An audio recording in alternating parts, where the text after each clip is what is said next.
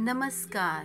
आज आपल्या किचनमध्ये संध्याकाळच्या नाश्त्यासाठी टम्म अशी फुगलेली कुरकुरीत अशी बटाटा पुरी आपण बनवणार आहोत।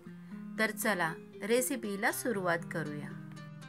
त्यासाठी इथे मी 2 कप गव्हाचं पीठ घेतलं आहे आणि त्याच कपाने मापून 1 कप रवा घालून घेतला आहे।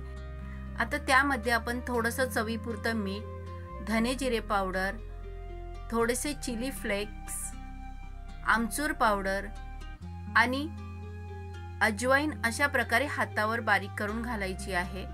त्यामध्ये थोडेसे सफेद तीळ घालून घेऊया। त्याचबरोबर थोडीशी काळी मिरी पावडर आणि हळद घालून घेऊया। आता इथे मी 2 बटाटे उकडून घेतले आहेत। ते आपल्याला अशा प्रकारे किसणीवर किसून घ्यायचे आहेत।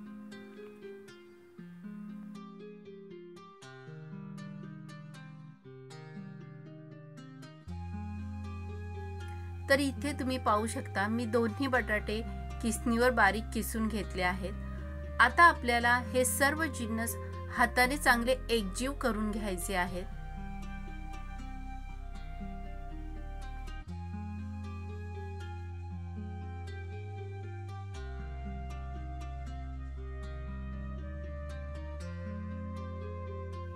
सर्व जिन्नस हाताने चांगले एकजीव केल्यानंतर आता त्यामध्ये थोडं थोडं पाणी घालून आपल्याला हे पीठ चांगलं मळून घ्यायचं आहे। तर इथे तुम्ही पाहू शकता मी सर्व पीठ चांगलं मळून घेतलं आहे। आता ह्या मळलेल्या पिठाला थोडंसं हाताने तेल लावूया आणि त्याला झाकण लावून अर्धा तास ठेवून देऊया।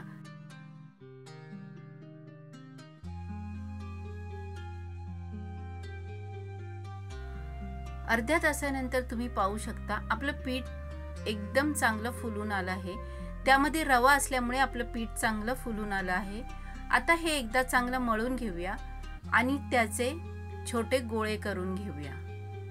तर इथे तुम्ही पाहू शकता मी सर्व पिठाचे गोळे करून घेतले आहेत। इथे मी पुरी मेकर मध्ये पुऱ्या लाटून घेणार आहे। तुमच्याकडे जर पुरी मेकर नसेल तर तुम्ही लाटण्याने पळपाटवर लाटली तरी चालतील। आता इथे तुम्ही पाहू शकता अशा प्रकारे आपल्याला सर्व पुऱ्या करून घ्यायच्या आहेत।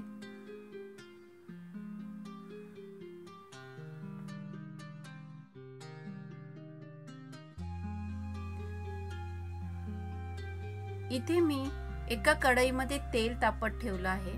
तेल गरम झाल्यानंतर आता आपण त्यामध्ये पुरी सोडूया। तेल चांगलं गरम असेल तर पुरी पटकन फुगते, त्यामुळे शक्यतो तेल चांगलं गरम करून घ्या। नंतर मीडियम टू लो गॅसवर आपल्याला त्या तळून घ्यायच्या आहेत।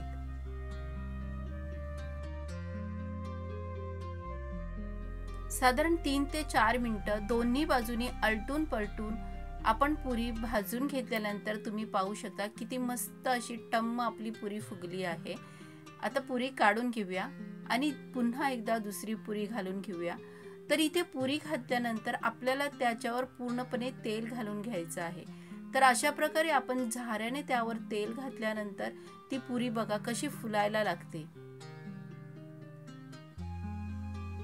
आता पुन्हा सेम प्रोसिजरने 3 ते 4 मिनिटं करून आपल्याला अशी पुरी फुगवून घ्यायची आहे।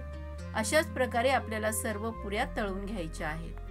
तर इथे तुम्ही पाहू शकता मी सर्व पुऱ्या तळून घेतल्या आहेत। आता ह्या पुऱ्या तुम्हाला हव्या असल्यास तुम्ही संध्याकाळच्या चहा बरोबर सुद्धा खाऊ शकता किंवा छोल्यांबरोबर सुद्धा या पुऱ्या खूप सुंदर लागतात। तर आता मी इथे छोल्यांबरोबर ह्या पुऱ्या सर्व करणार आहे। तर तुम्हाला ही रेसिपी कशी वाटली हे कमेंट करून नक्की सांगा। आवडली असेल तर लाईक करा, शेअर करा आणि अशाच नवनवीन रेसिपींसाठी कविताची पाकशाळा चॅनलला सबस्क्राइब करा।